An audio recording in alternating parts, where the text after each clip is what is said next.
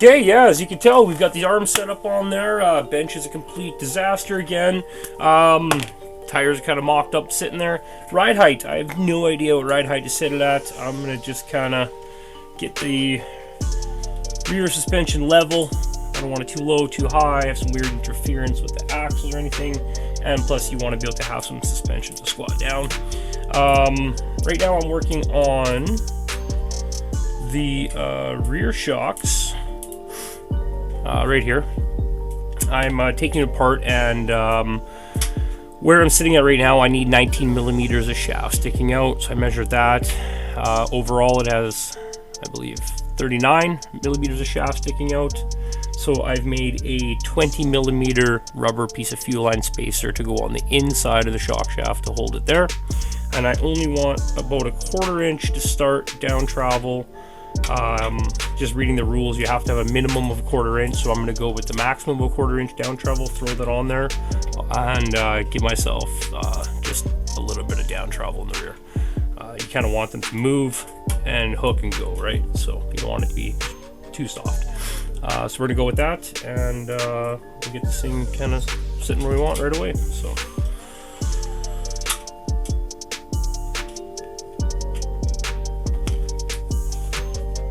Cut all these pieces, make sure they're the same size. Go with that. Let's get the front shocks out of here for right now. The rears.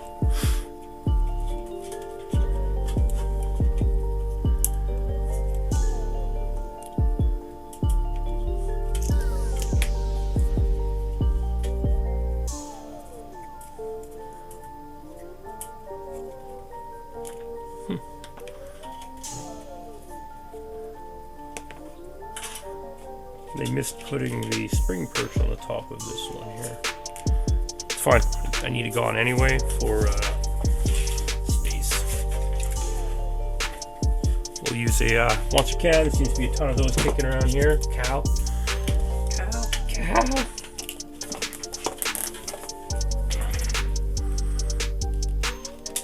I am not worthy. What the heck?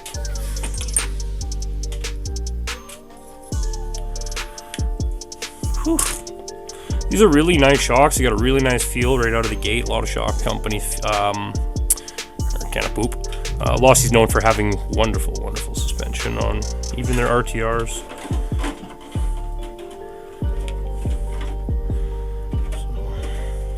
So, out with the brand new oil. You can save it if you're on a budget.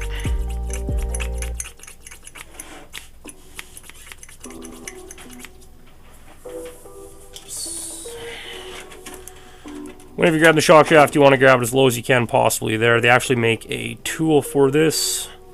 Nylon jaws for it, actually really nice to have.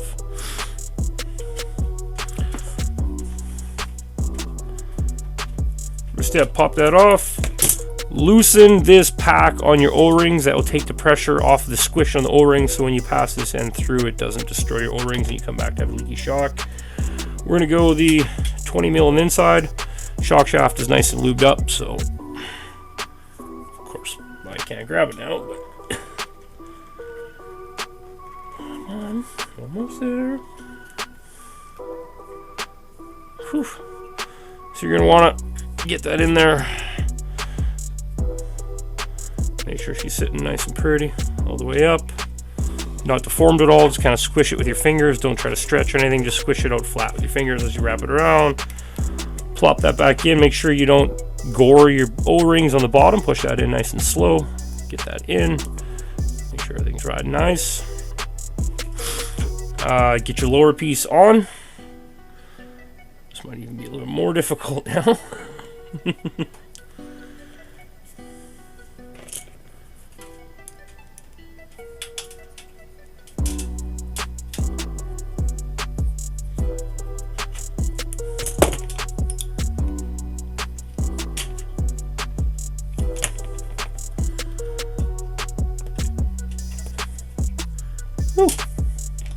That's a challenge.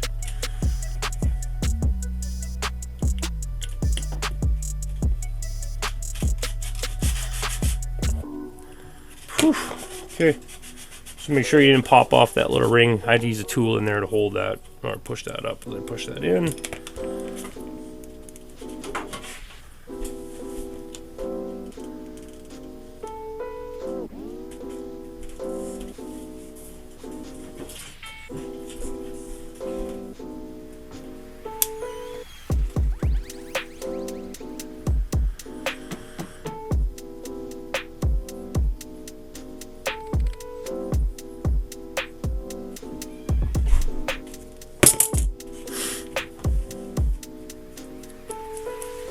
There's our new shock. Ew. I need it's a 35. A little heavy. Give me the factory team 35, another bottle there. Team associated. Ooh, with optional cat hair. I swear cats get everywhere in the house, man.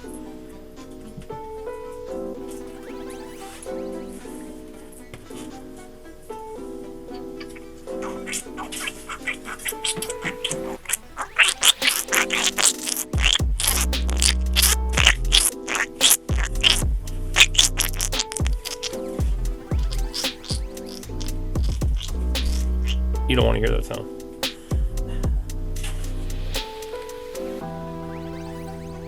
Don't fill them right to the top. You want to get all the bubbles out. It's nice and flowing. There we go. Hear that now?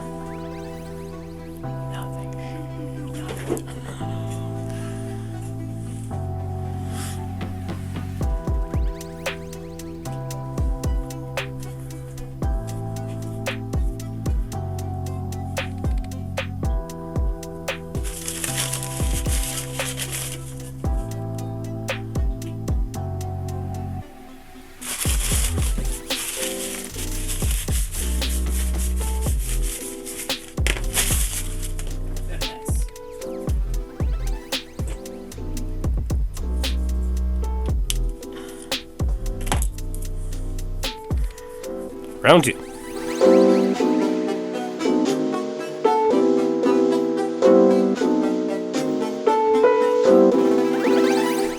This is just your everyday average fuel line. This stuff eventually will break down in here, sitting in the shock oil. Oil eats stuff. People never tell you that, but it'll break it down. Especially rubbers. I don't know why, but use this piece of plastic this time. I think better.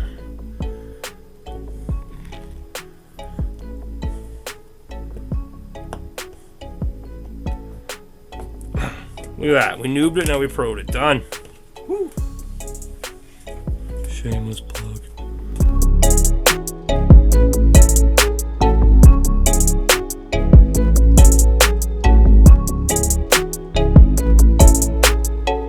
If you're racing, you're going to want to get all those little bubbles out of there.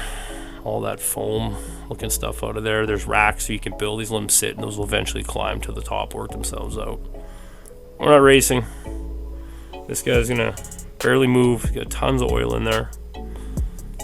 That's usually when you're cycling the whole shock shaft. Our piston's never going to go towards that top end. All the bubbles will move up there when it's just sitting on the shelf.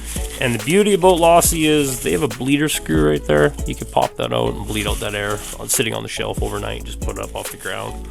Crack those loose, let them bleed out. And then, yeah, tighten them back up. Make sure these bottom ones are tight. Looks like I forgot to do both of them. Nice. Butter. Okay, springs. Obviously, are now possibly going to be far too long.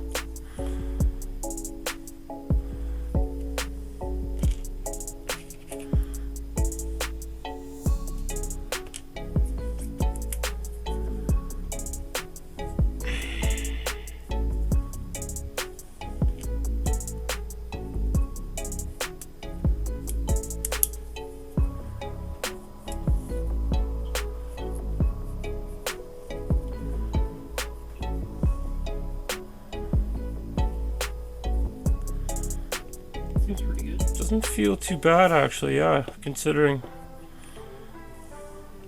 Might look for a lighter spring for it, but I think we're gonna rock that. putting the fronts on the backs and the backs on the front? No, these are the rears. It wasn't going to work. I just choked them way down. 20 mils of travel out of them down and 14 up. They both get.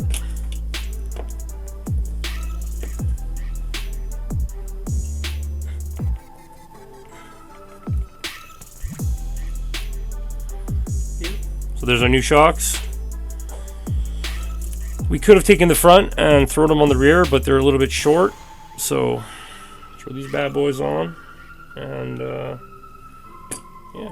Oh, look at that. We can get that down lower. How come that one's lower? Tell me your secrets. Oh, those things. Perfect. Yeah. So get these hung. This thing doing race car stuff.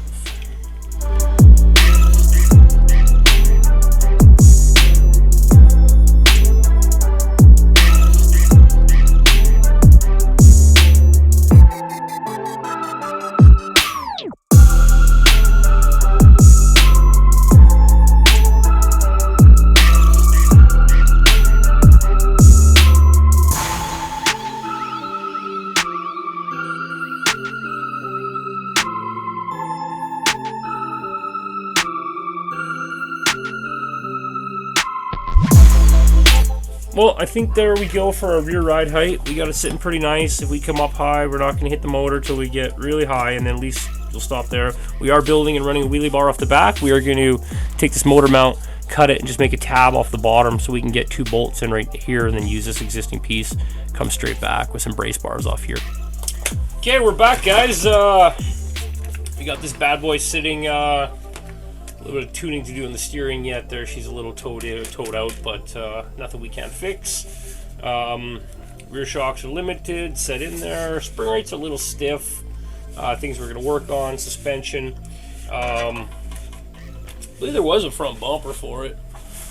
We're just going to cut a chunk of this off and put it in there. Just a little piece of it. Maybe put a bar across it or something. Body, this guy. 66 Nova.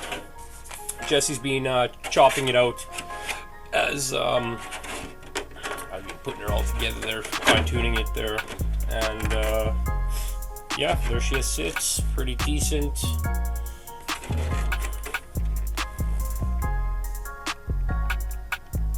Yeah, pretty decent there. Working on the front suspension.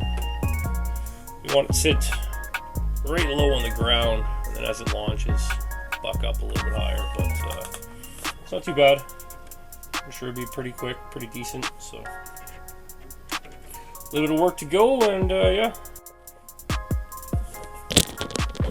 Okay, guys, there we go. We got the Nova body mounted on there. We wanted to just get that on there, get it done already.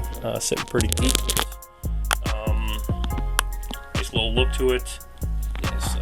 Stance line going on, body's got a little bit of rate going forward, nothing too crazy. We wanted it a little bit lower in the front, but it's not too bad.